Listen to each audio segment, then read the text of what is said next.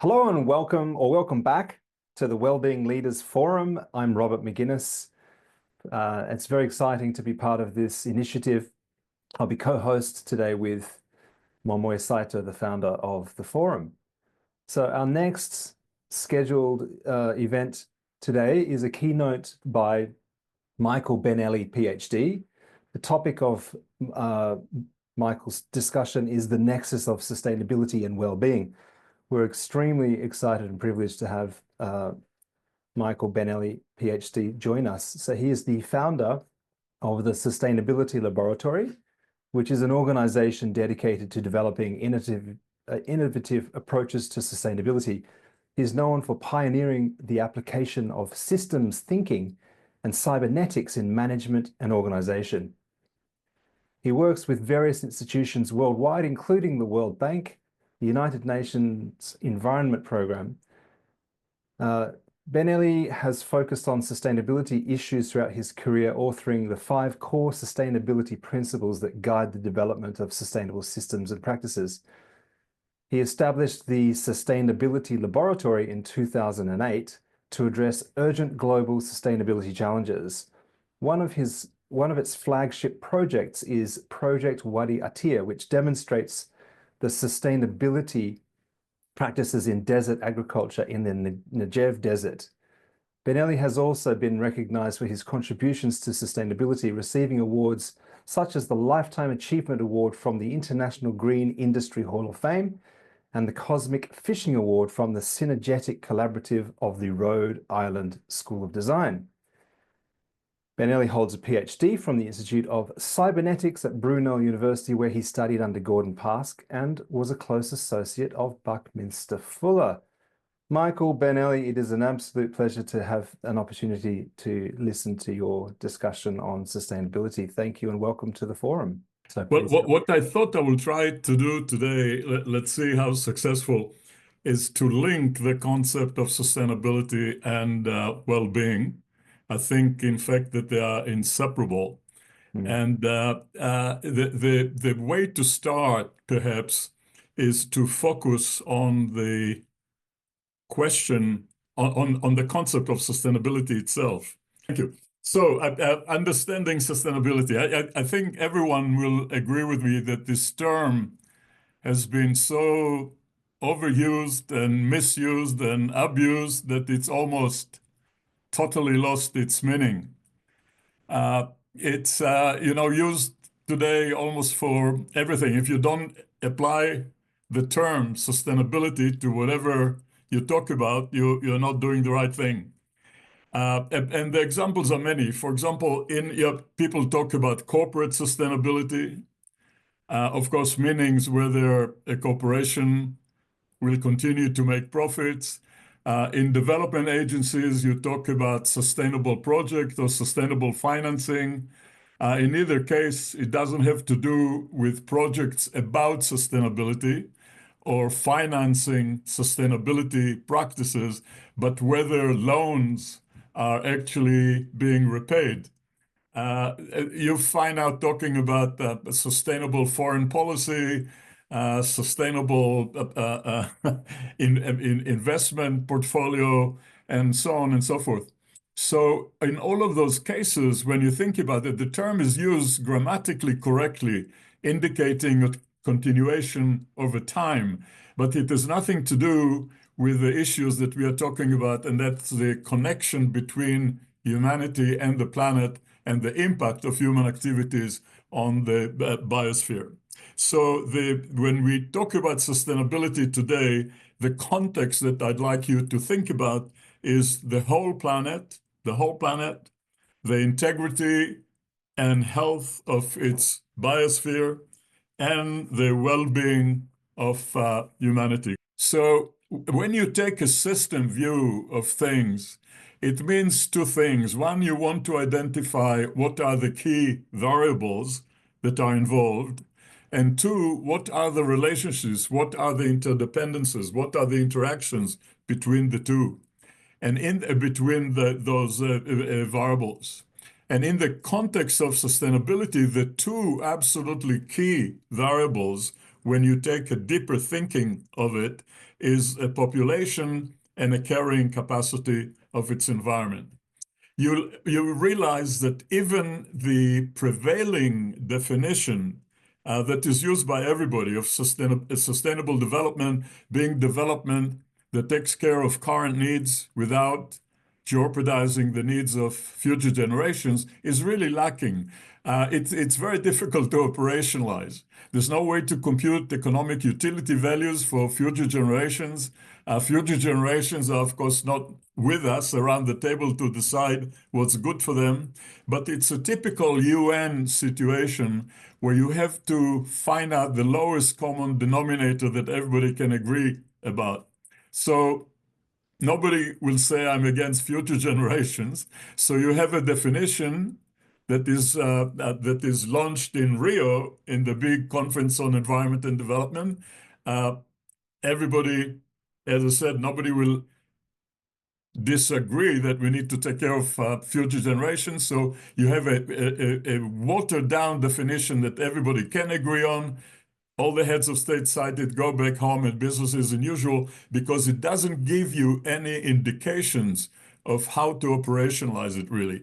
So again, I want to emphasize this context where you need to think about population and carrier capacity. And those are, of course, two items that are still a bit of sacred cows or taboos, if you like, in the agenda of the international community.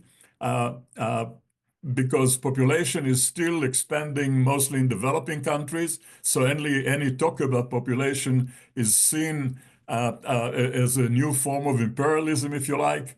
And of course, the OECD countries, with all the plenty and consuming way beyond any reasonable limits, nobody actually wants to talk about carrying capacity. So population and carrying capacity can be any population, any carrying capacity, can be amoeba in a petri dish or wildebeest in the savannah, like you see here. And we, of course, are talking about humans on the planet.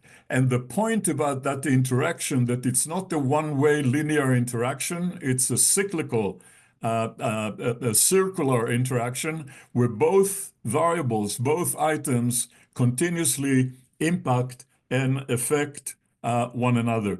In fact, the environment defines, if you like, what kind of population is possible in the first place.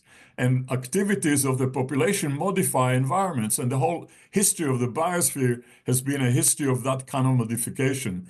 Obviously, the life as we know it today would not have been possible millions of years ago, with the composition of gases in the atmosphere was completely different than it is today. And it took eons and eons of primitive organisms to begin to interact and change that composition to allow for higher forms of life and so forth and so on. So I'll just say another thing here about that immediately tell us that you cannot separate the condition, the well-being, the health of a population from the health of its environment. You cannot have a toxic environment with a healthy population.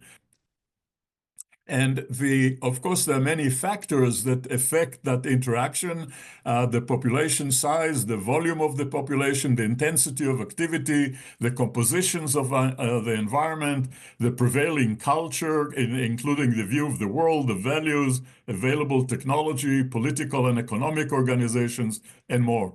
So from that concept of interaction, the definition that we offer to from the lab to basically provides a more rigorous way to look at things is that sustainability pertains to a dynamic equilibrium. Dynamics meaning it's not a condition that you reach and stay once and for all. It changes with circumstances and so on. A dynamic equilibrium in the process of interaction between the population and the carrying capacity of its environment, such you don't put any conditions there other than one, that the population develops to express its full potential without producing irreversible adverse effects on the carrying capacity of the environment upon which it depends. I'll read it quickly once again, it's kind of a little long, but nevertheless, a dynamic equilibrium in the process of interaction between a population and the carrying capacity of the environment, such that the population develop to express its full potential. You not put any limitation there other than one, without producing irreversible adverse effects on the environment, on the carrying capacity of the environment upon which it depends. So this is the definition that we use at the lab, and really it's behind everything that we do pretty much. So it's exactly this equilibrium that is out of balance with the overconsumption of resources way beyond the capacity of this environment to regenerate, and at the same time producing all these waste products way beyond the ability of the environment to absorb them. So being out of equilibrium, the biosphere, the planet, is showing major signs of stress. Issues that relate to the ozone depletion, climate change, loss of biodiversity, soil erosion, desertification, pressure on water resources, shrinking forest covers, and of course, on the social arena, growing income disparities. Most of those are usually referred to as environmental problem. They're not environmental problem, that's a misnomer. These are symptoms of a system that are ill at ease. So when you look at that circular interaction that I talked about before and open it to a higher resolution level, you have the population on the left center, the carrying capacity on the right, the two main channels. Obviously, the population affects the carrying capacity through its activity. The two main channels are the demand on resources that we saw before, and the generation of byproducts. And the condition of equilibrium has to be such that the demand on resources doesn't exceed the regenerative capacity of the environment, and that the generation of byproducts doesn't exceed the capacity of the sinks to absorb. Now, all of those are kind of metabolic issue. The exchange of materials and energy that are part of any metabolic existence, and they're physical in nature. But the vector of activity also contains many other non-physical factors that include, as I mentioned before, things like a cultural worldview, the institutional arrangements, the economic system that is in place, the societal organization, political factors. And so all of those are factors that affect ultimately that interaction. And if you think about that equilibrium as being a necessary condition, not only for a sustainable state to exist, but a healthy humanity to exist, all of those factors are dimensions that relate directly to the concept of well-being, and therefore open and expand the way that we have to look at that notion itself. So when you look at those aspects that I talked about, those factors, there are really thousands and thousands of them, and I found it easy to or convenient to cluster all of them in 5 main domains.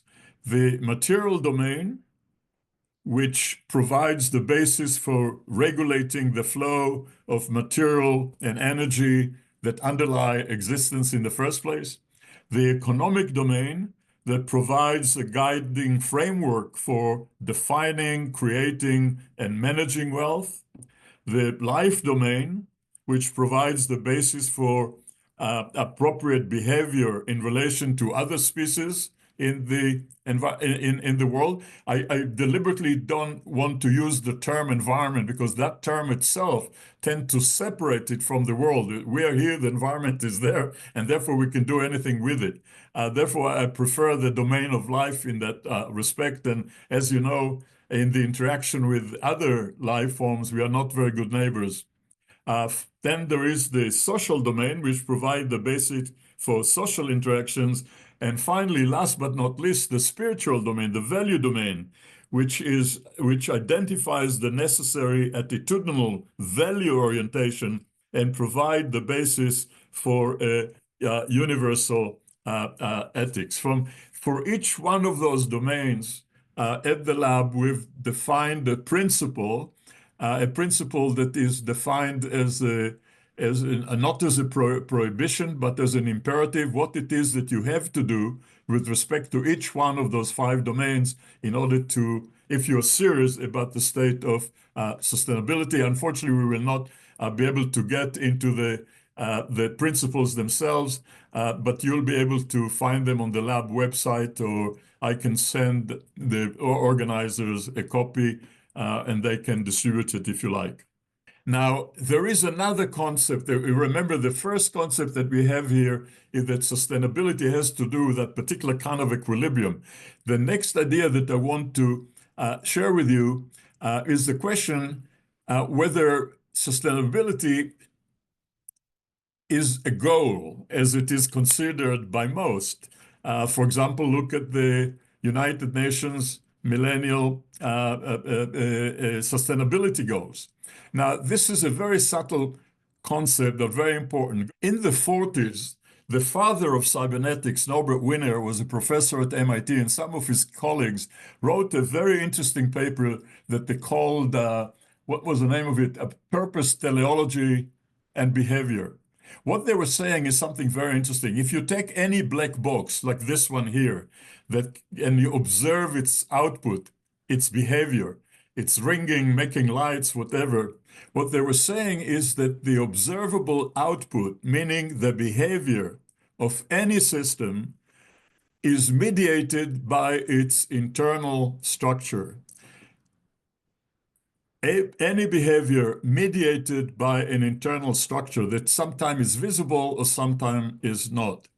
Now, think about this. Sounds like a very simple idea, very obvious, but think about the fact that most cases when we try to reform or change a system, we focus on the behavior, not on the internal structure. And it's the internal structure that produces a current state. So from that point of view, sustainability is not a mere goal that you're trying to reach. It's a system state.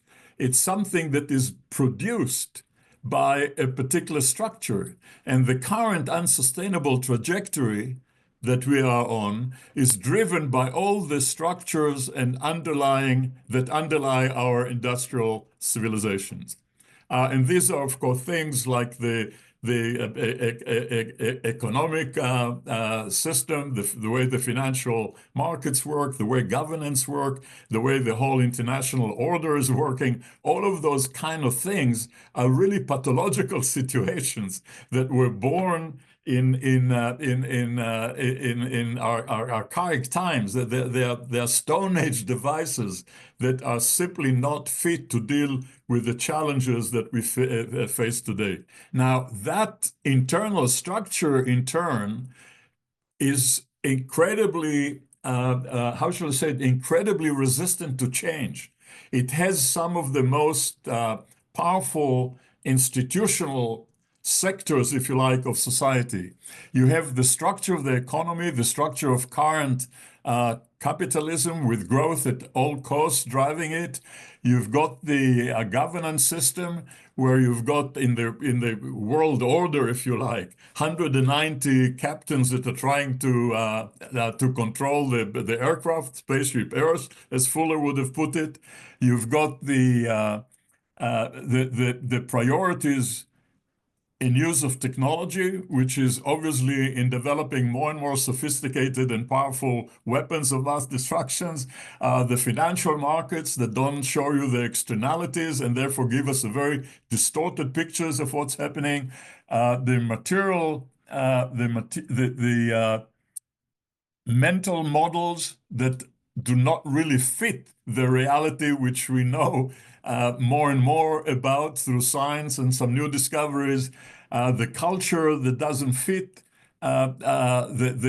doesn't fit the issues, if you like, that you need to deal with, and of course the education system that are there basically to reinforce all the rest. So you have a very powerful self-reinforcing system here that is very resistant to change. And therefore, we find that in spite of all the talk, in spite of all the efforts, the main engines still continue in their own way of doing things. So when you deal with any system, anything that you want to design for, modify, you need to deal simultaneously at a number of different levels. This is very, very important. You have the system itself, you have its internal structure, and you have the external context to its existence.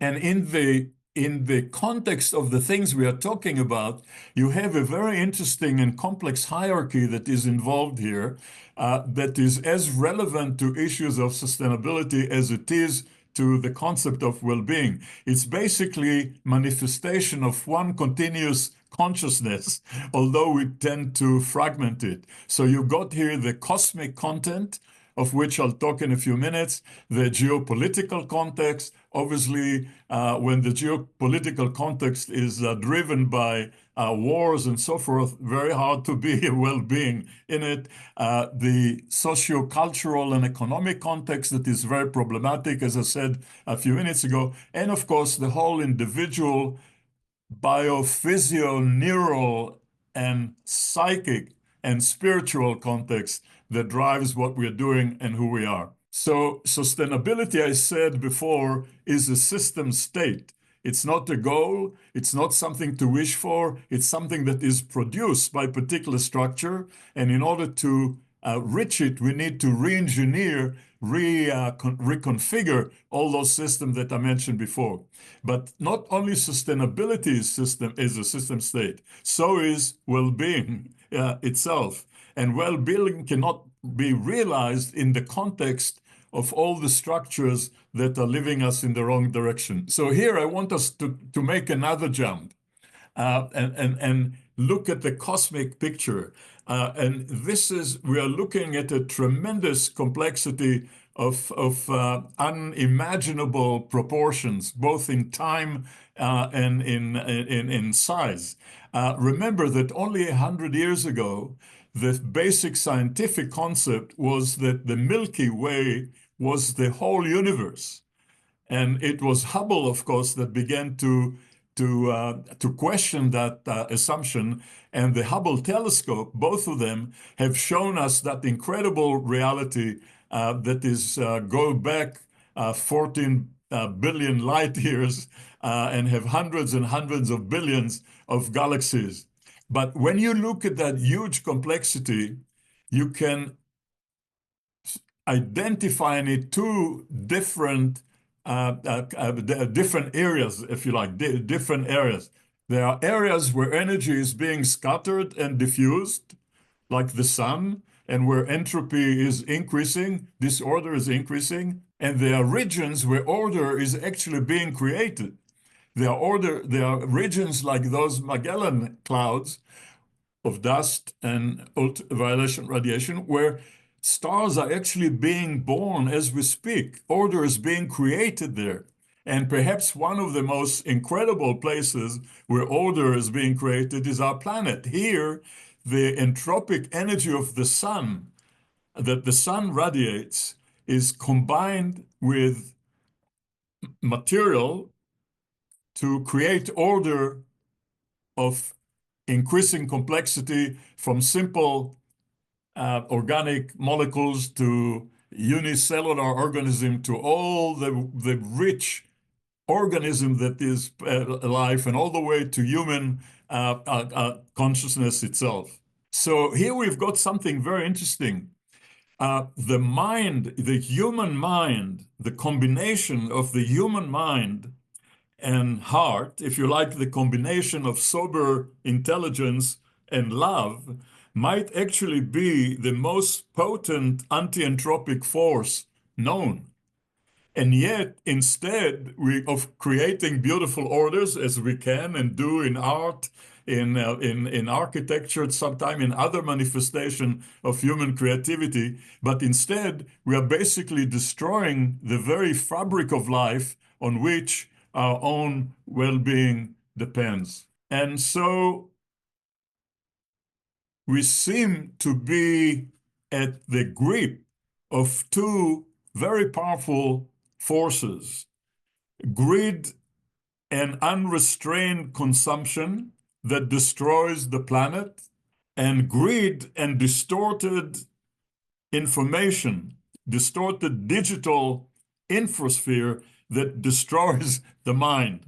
The two, of course, are interconnected, as you can imagine. This is certainly not our view of well-being, I hope. And so we find ourselves now in a crossroad with continuous deterioration as a possibility on one side, or establishing the concept of sustainability as I talked about it, and following the principles that I didn't have the chance to talk more about as the organizing principle on the planet.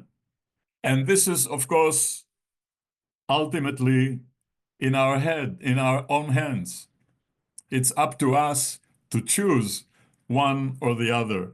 And the objective of all this is to really foster a well-functioning alignment. Think about it like meshing wheel gears, a well-functioning alignment between individuals, society, the economy, and the regenerative capacity of the planet life-supporting ecosystem. Now we have a system, certainly an economic system, that is completely divorced. And most people's life is completely cut off that environment that requires a much more intimate connection with in order to ensure the right behavior. And so we really need to rethink almost everything. Most of the things that we know are simply, or take for granted, are simply not, doesn't fit the task, the challenge that we have to undertake. And we need to really move, and very quickly, from linear reductionist drives that drive our reality to holistic circular causality. Again, to move from linear reductionist drivers to holistic circular causality. We need to move from structural pathology that keep us on the destructive path to structural fitness that ensures the well-being of all. And finally, from informational pollution that distorts our sense of reality to informational integrity and coherent infosphere. And so the challenge is big, and the threats that we face are ominous. And you now perhaps understand why, because of that incredibly tenacious system that is in place. And yet there is some hope, I think. And what is the hope? The hope is, of course, forums like your own, where so many people, so many young people come spontaneously together to collaborate in an instinctive reaction to a desire to make the world a better place. And of course, while all our international mechanisms are totally dysfunctional, you do see places like the country of Bhutan with the concept of gross national happiness that only recently everybody was laughing about, but now even in official forums, people are beginning to take it seriously. In Bhutan, incidentally, it was the subject of an incredibly powerful index, sustainability index, you may call it, a well-being index, you may call it, a gross national happiness index, you may call it, that really is taken very, very seriously by each ministry in the policy that it's developed. And I leave you with the last image. I just came back from Bhutan. And this kind of a heartfelt, total body, total heart, total whatever smile, you'll find it very hard to find on Park Avenue in New York. Thank you. I would like, first of all, to say thank you for several things. Obviously, for joining the forum. Secondly, towards the end, you paid us quite a nice compliment, and I have to say, it was very touching to hear you say that forums like ours are beneficial to humanity. That was, well, more or less is what you said. So thank you for that. I do have quite a lot of questions. I'm not sure if we have time to cover everything, because I have done some research into the other aspects of your work, which I was hoping to move into, but I think given the time constraints, we'll probably leave that for perhaps next year's forum. We do hope that you'll continue to support our ongoing efforts to bring well-being wisdoms to the planet. And this is not the final forum, this is just the beginning. So we do hope to have you join other forums. So how do you feel, Michael? Would you like to open the floor to some speakers for more questions, or would you like to up to you. I'm happy with anything you want to do. Okay, well, so before we do that, let me ask you succinctly, what do you see as, because a lot of what you talked about and what I am particularly interested in and impressed by is your holistic definition of sustainability, because it is a word that is bandied about and misused, as you say, grammatically correct, but lacking in perhaps holistic vision and lacking perhaps the concept of equilibrium. And in fact, I was wondering whether the word equilibrium might be interchangeable. Dynamic equilibrium. Dynamic equilibrium. Right. Maybe this is a better phrase to use rather than the term sustainability, which is a little bit overused. But the question I have, most importantly to our forum, what is the transformation that you see most needs to occur? And could we put that in terms of an immediate time frame, middle time frame, and long-term time frame? The transformation that needs to occur is the question. Yes, what is the transformation that needs to occur? What is the transformation that needs to occur? Short-term, mid-term, and long-term? Well, I think first there's need to be a gigantic spiritual, if you like, transformation. We have to really be able to change the value system that drives really most people on a day-to-day life. And that is to move from being predators, basically, to being stewards. And that, of course, calls for a completely different behavior. Once you have dealt with that spiritual aspect, and once every single individual in the world becomes a Buddha, if you like, we need to begin to re-engineer all those structures that I was talking about before.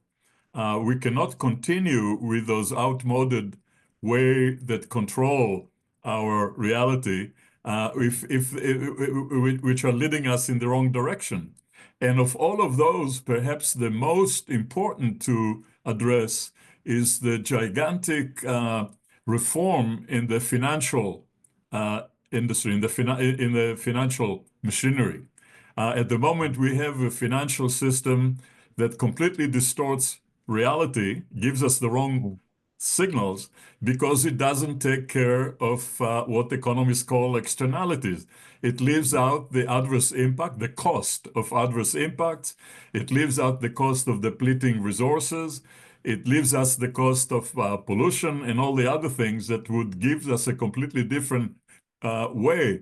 So when we say we can't afford something, it's because we are looking at it from a very limited point of view. We can't afford green energy without looking at the cost of climate change. Yes, I understand. And of course, just I'll add one more thing, which is for the kind of short and medium. I think very quickly, I talked about the spiritual thing. I think very quickly we need to, and I mentioned it earlier, we need to be able to transform from a tendency to think about complexity in a linear reductionist mode and understand that system thinking is absolutely essential. If you don't think systems, you cannot deal with complexity. And the issues that the challenges of sustainability that we have to face are tremendously complex issues. Complex because they include many variables, and those variables interact in very way. And unless you are able to map that complexity, understand it, and think systems, you will not be able to deal with it. You will be dealing with issue one by one, fragment problems into splinters. And by this one is dealing with water, this one is dealing with energy, this one is dealing with kids, this one is dealing with women, this one is dealing with community, but they never come together as one whole.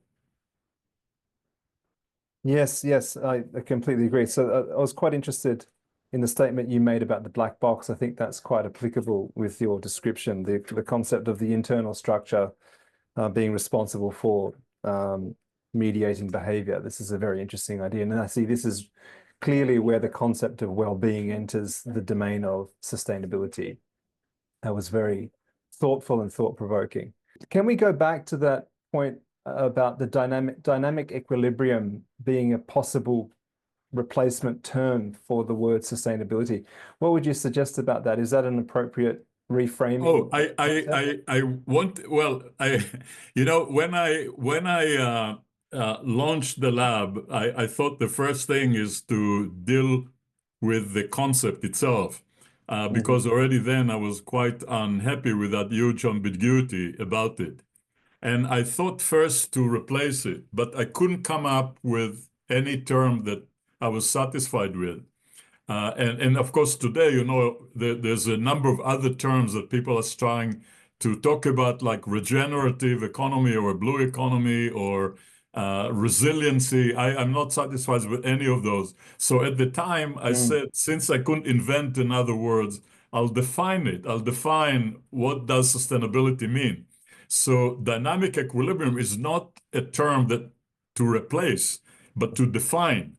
So sustainability, as I said, is a system state, and that system state that is current at any different time, differently, that system state is a dynamic equilibrium that has to do with the interaction of a population and the carrying capacity of the environment because of all those relationships that I talked about before. It's dynamic equilibrium because there are many things that can modify. For example, you can introduce new technology that actually amplify the carrying capacity by accessing new physical places that you couldn't access before, by creating new technology that amplify yields correctly, and so on. So there are ways to the concept itself is elastic, and hence the idea of dynamic equilibrium. It also means that it's not something that you want to thrive to and then get to and then go to sleep. You have to continuously look at the gauge and see where you are in terms of that relation. And incidentally, you can see when I talk like this, you can see why I dislike so much the United Nations Sustainable Development Goals. First, because they talk about it as a goal rather than a state, and therefore miss the whole the notion of how you re-engineer it in order to get it. And two, it's basically the 17, whatever the number is, goals are a wish list of nice things to have without any indication of how they interact and how they affect one another and what are the limitations under which you can or cannot achieve them. And even worse, think about it. If we were to arrive at 2030 and be able to tick off each one of the goals, we achieved it, we achieved it, we achieved it, we achieved it, and we achieve all these in the current way of doing things, we'll be in a much better, much bigger sustainability hole, sustainability trap. Right, right, right. So the concept of being dynamic, and you use the word elastic. This is a very interesting concept, um, particularly when it comes to carrying capacity of location. I think that idea is very useful in order to reframe the narrative around what sustainability really means and how we achieve that. And the concept of having systems, I think, to replace the idea of goals. I think this is really valuable. Can we just talk a little bit about what the role of human aspiration, because obviously the carrying capacity of a location is dependent on resources, be they finite or in some way replaceable. Um, but obviously the capacity will depend largely on what type of human activities we engage in within that location. And I think this is quite an interesting point. Obviously, not such an easy thing to modify quickly, um, because it does bring in a whole range of other considerations that are possibly too complex for us to consider having any real control over. But I'm interested to hear your perspective on, because you did say at a certain point, which was really interesting, that you believe that the society should be able to realize its full potential um, within that definition of sustainability. So what would you say in terms of human So, aspiration and yeah, well, activity? the thing there, it's very interesting. The aspirations have to match, they have to be linked, they have to be connected to the real reality. Otherwise, they're fantasies, and we are living a fantasy in many ways. The aspirations have to live or be consistent with the limitation that are imposed by that equilibrium at any given time. Do you see that? And Mm. when I say elasticity, it's actually a dangerous term because sometimes elasticity means anything goes. But that elasticity has to be defined by very precise uh, dynamic equilibrium that is defined by the both the ability to the consumption of resources, not beyond. It's almost saying you cannot live beyond the funds that you have at the bank, right? You cannot live beyond your means. Very much the same simple idea if you want to simplify it. So what is important is that the civilization, the culture itself, internalize self-restraint that relates to the spiritual dimension very much. We have to really, we can't act like children in a candy store. And it's interesting that when you look at any Aboriginal group in history, any local Aboriginal group, all its culture, all its way of behavior maintains maintains a very self-restraint, sometimes by very severe taboos, self-restraint behavior that is defined by that equilibrium, even without having the intellectual, pseudo-intellectual, if you like, scientific way to understand it. But intuitively, you understand that that relationship has to be maintained. And there are very many examples of that that has to do, you don't hunt beyond what you need. You don't do a lot of things which are considered taboos, because if you did them, you violate that equilibrium. I see. So the concept of reaching full potential is perhaps qualified by the idea of restraint and having a realistic understanding Yeah. of the The resources. only reason it's there is because I don't want to tell anyone what not to do. Hmm. I don't have it's not, I don't have the authority, so to speak. So I'm saying we don't know what evolution does, and we don't know evolution in the sense of nature. We don't know evolution not only as a biological phenomena, but as a general phenomena. We don't know where evolution is going. We don't know where evolution is taking us. We are basically products and agents. So you don't want to put artificial restraints as we like to do politically. You should not dress like this. You should not do this. I say, do anything you want. I don't care, as long as you don't violate that relationship between the carrying capacity and what you do. As long as that equilibrium is maintained, anything can go. I see. Well, on that point of policy, how much involvement should policy have in terms of, I understand you were explaining quite the other concept in a sense, but I'd be interested to hear, because one of the agendas of this forum is to create suggestions to policymakers. So from that perspective, is there anything specific that you would like to, what kind of information would you like us to present to policymakers? Well, you know, I must part company from you, because I have very little confidence in the organizations or agencies to which you will present your policy recommendations. I don't think they have the capacity to act on anything that will really bring change. But policy is at the heart of it. I mean, we don't have in place the kinds of policies that are necessary to maintain that state. In fact, every time there is introducing policies that support the kind of transition that we need are almost impossible, beyond just talking about it and say, yeah, we'll do climate change, we'll do it, but nothing is happening. And look what's happening in the United States now. I don't want to become political here, but you have now, how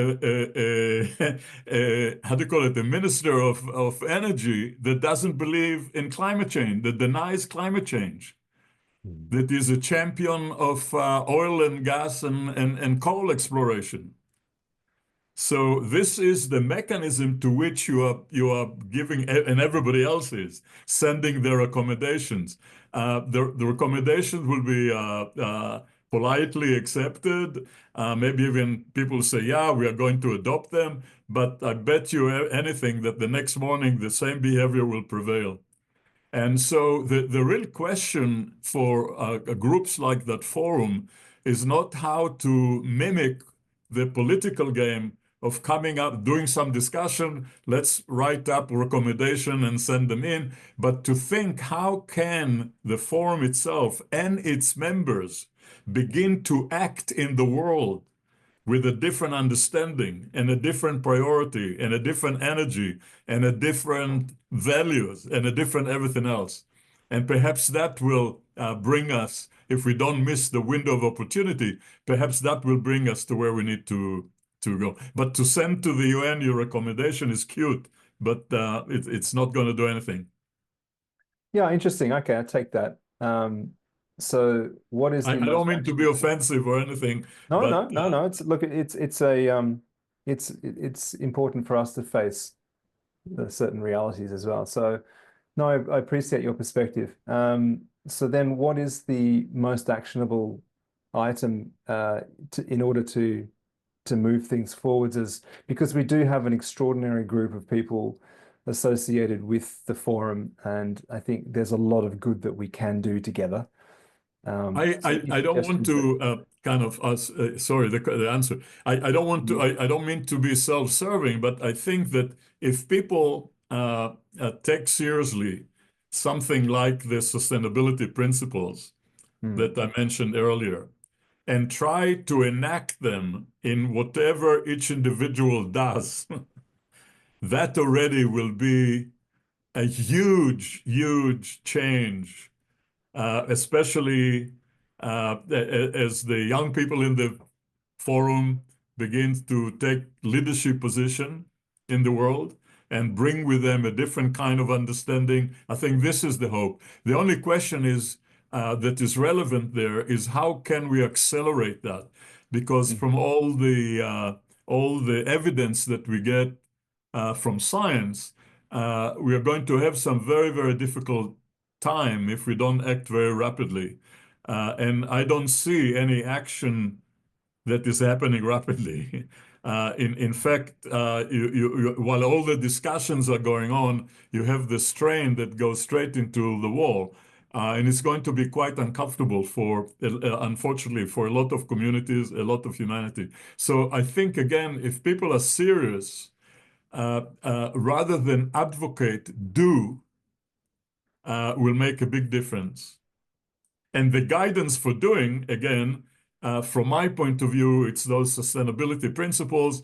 I would very much recommend to everyone to look seriously at the index that was developed in Bhutan. I don't think that there's anything in the world of that nature because that impact policy there right away. Why?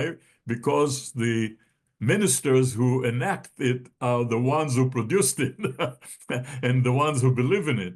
Completely different kind of circumstance. But that also provides a lot of indications of things that needs to be accomplished in order to ensure sustainability and well-being as a state.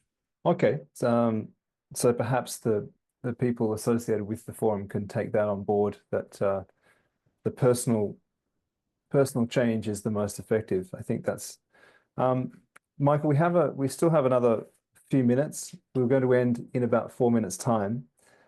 Is there anything that you feel you didn't have a chance to say that you would like to express? Not without opening the 4 minutes. So, but Okay, that's okay. I think why don't you invent another question, and that will take I have us a lot there. of questions. I have a lot of questions. I have a similar concern. My questions might open up the time wormhole, but one of the things that I'll just jump into this and maybe we can have a quick discussion if I think you're okay, you can keep this within the time frame. The idea of entropy and the idea of how the Earth differs from stars is a really interesting concept I heard you talk about. Would you like to just briefly give us that explanation? Because I think it's quite relevant in order for us to see how special this planet is, and understand how that concept relates to the resources that we have, the designs that we make, the decisions that we take, the actions that we perform. Could you give us a quick overview of that concept? Yeah, well, the second law of thermodynamics is the law that deals with the question of the direction of energy events. And what the second law states that all systems increase their entropy over time, move from an orderly state to a disorderly, from a concentration to diffusion. Think about putting a cube of sugar in your cup of tea. It will dissolve, and think about the sun that is burning itself out. So when the second law was announced, it was taken immediately as an indication that the universe is going to run down. Entropy will increase until there'll be just one big kind of nothingness. But the interesting thing is that the Boltzmann laws in physics are basically probabilistic laws. They're statistical laws, which means that there is, even if a low probability, there is a probability for a difference. That sounds a little complicated, not complicated, but a twisted sentence. So what we do observe, nevertheless, is that in spite of the second law of thermodynamics, obviously there are conditions where order is being created. And when we look at the cosmic, and we take a cosmic view, we see that it's everywhere. While entropy celebrates, there are regions, as I mentioned before, where orders and complexity is actually created. There are new elements that are being created, new chemistry, not new ones, still the 92 chemical elements, but more and more complex materials is being created out of the basic helium and hydrogen and so forth. And those are created in those gigantic dust clouds under tremendous radiation and so on. And these are places where stars, complex stars, are being formed, and whole solar systems are being formed.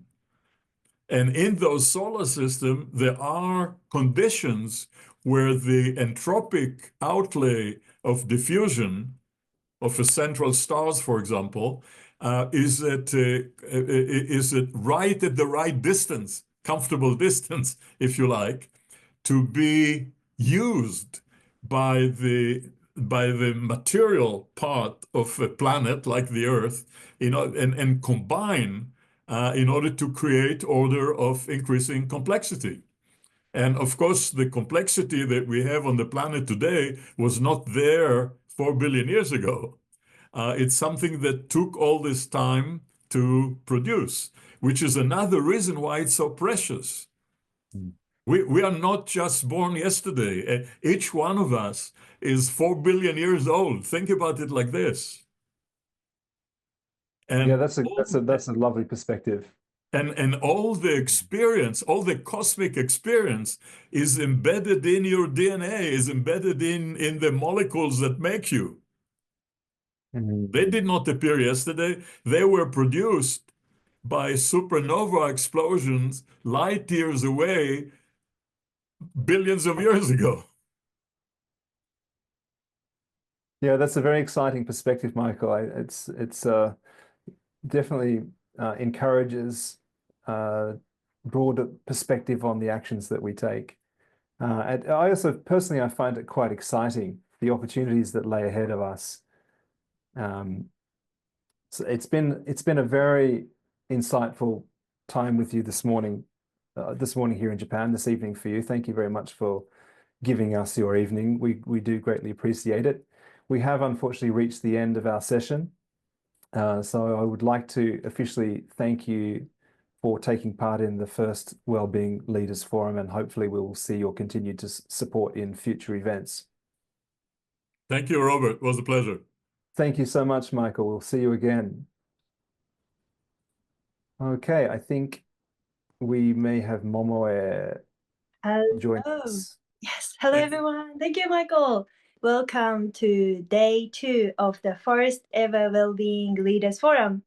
We are very excited to have you join us. I am Momoe, the founder of Wellbeing Leaders Forum and co-host of this event. Thank you so much. Thank you.